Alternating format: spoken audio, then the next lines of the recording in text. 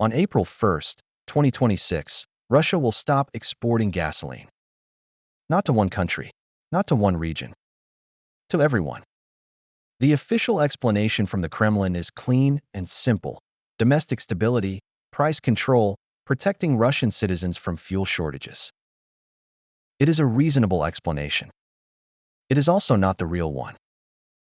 Because when you look at the timing, the context, and the three simultaneous geopolitical moves Russia is executing right now, what you are actually looking at is not an energy policy decision.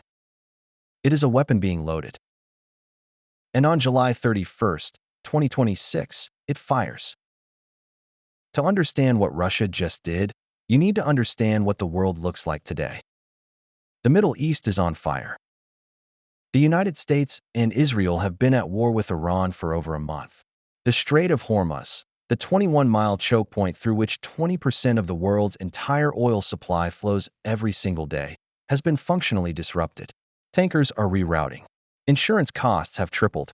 Shipping companies are charging emergency premiums that are eating directly into every barrel of oil that reaches a refinery anywhere on Earth. Global energy markets are not nervous. They are in controlled panic. India's crude oil basket, the average price Indian refineries are paying for the oil they import, has hit $147 per barrel. In February, the global Brent benchmark was sitting at approximately $70. That is a doubling of the price of energy in less than 60 days. This is the world Russia is operating in right now.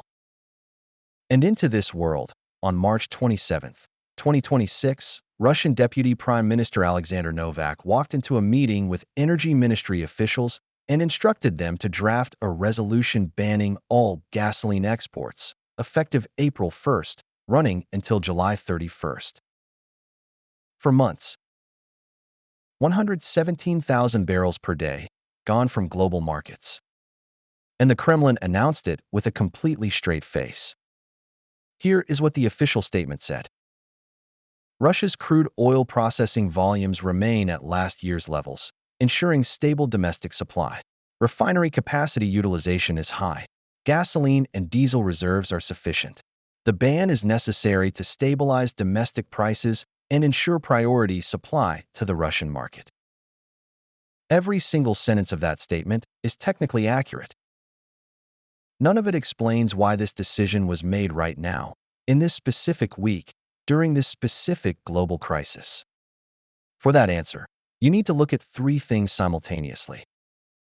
The first thing is what Russia is not banning. Russia is banning gasoline exports, refined petroleum products, the downstream output of its refinery network. Russia is not banning crude oil exports. This distinction is surgical and deliberate. When you ban gasoline exports during a global energy crisis, global gasoline prices rise. When global gasoline prices rise, the crack spread, the margin between raw crude oil and refined products, widens dramatically. When that spread widens, the raw crude oil that Russia is still selling to India, China, and every other buyer outside the Western sanctions regime becomes more valuable. Russia banned the product that makes global prices go up.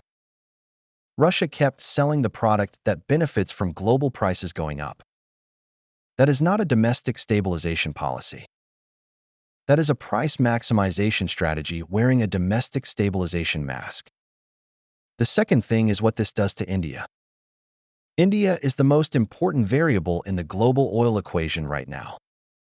At the peak of the post-Ukraine discount buying frenzy in May 2023, India was purchasing 2.1 million barrels of Russian crude per day. By January 2026, that number had fallen to 1.1 million barrels per day, cut nearly in half after Donald Trump imposed a 25% import tariff on Indian goods, specifically targeting countries that continued purchasing Russian crude. India was in the process of reducing its Russian dependency under direct American pressure. Then the Iran war started. Then the Hormuz disruption hit. Then India's crude basket hit $147 per barrel. And now Russia has just cut gasoline exports, the refined product that Indian refineries rely on to supplement their domestic output during periods of high demand. India's government has stated publicly that crude inventories are sufficient for 2 months. 2 months takes you to late May. The Russian gasoline ban runs until July 31st. There is a 6-week gap between India's stated supply comfort and Russia's export ban timeline. 6 weeks where India will need to find gasoline from somewhere on a global market that is already on fire.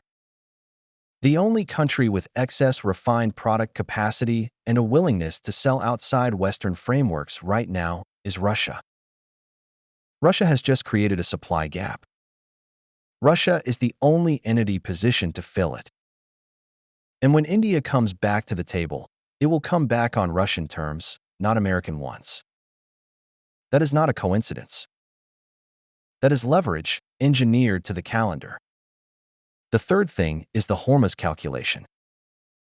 Russia's Energy Minister Sergei Tsivilev confirmed this week that Russia has received numerous requests from Asian countries for oil and petroleum product supplies, directly because of the Middle East conflict and the functional closure of the Strait of Hormuz. Read that again. Russia is receiving more purchase requests than it can currently fill. Demand for Russian energy is, in Novak's own words, a positive factor for the Russian economy. So Russia is sitting on a supply that the entire Asian market wants to buy. And Russia's response to record demand is to restrict supply. When supply goes down and demand goes up, one thing happens to price. Russia's crude oil revenue, on the barrels it is still selling, just went up, again, without Russia having to lift a single additional barrel out of the ground. This is the oldest play in the oil market handbook. And it is working in real time. Now zoom out. Think about what Russia's position looked like 18 months ago. Ukraine was systematically destroying Russian oil refineries with drone strikes. By October 2025, Russian oil refining volumes had fallen nearly 10% to 4.86 million barrels per day, the lowest level in 5 years. At least 57 Russian regions were reporting gasoline shortages. Ration cards were being issued in parts of Crimea. Average retail gasoline prices in Russia had already surpassed American levels. Russia was losing the energy war domestically. Now look at where Russia is standing today. The Iran war has disrupted its primary competitor for Asian oil market share. The Hormuz closure has made Russian pipeline and overland routes, which bypass the strait entirely, suddenly the most reliable supply lines in the region. Demand for Russian crude is at record levels from buyers who have no alternative. And Russia has just demonstrated, with a 4-month export ban, that it can use its refinery output as a precision instrument to move global price curves in its favor. Russia went from losing the energy war to controlling the terms of the energy peace. In under 6 months. Here is the timeline you need to watch. April 1st, the gasoline export ban takes effect. Global refined product markets tighten immediately. Crack spreads widen. Crude prices receive upward pressure. April through May, India burns through its 2-month crude reserve buffer. The government makes increasingly urgent statements about supply security. Negotiators begin quiet conversations with Moscow about new supply arrangements. June, the gap between India's supply comfort and Russia's ban timeline becomes publicly visible. Other Asian buyers who had been reducing Russian purchases begin recalculating their positions. July 31st, the ban expires. Russia announces, with great generosity, that it is prepared to resume exports to buyers who have agreed to new terms, at new prices, outside the Western sanctions and price cap framework entirely.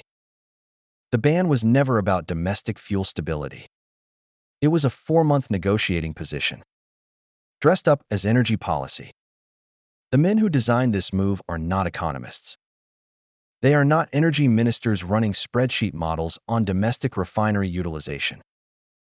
They are the same institutional architecture that has been using oil as a geopolitical weapon since 1973, since the Arab embargo proved that a country willing to absorb short-term economic pain from an export restriction can extract enormous long-term political and financial concessions from buyers who have no alternative.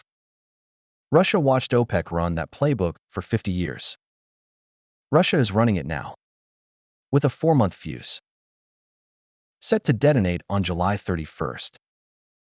While the Middle East burns, the Strait of Hormuz chokes, and every government in Asia quietly does the math on how dependent they actually are on the one major oil producer that is not currently at war. The ban on gasoline exports is not the story. The story is what Russia is building while everyone is watching the ban. Look at the scorch marks on the machinery. Hit subscribe.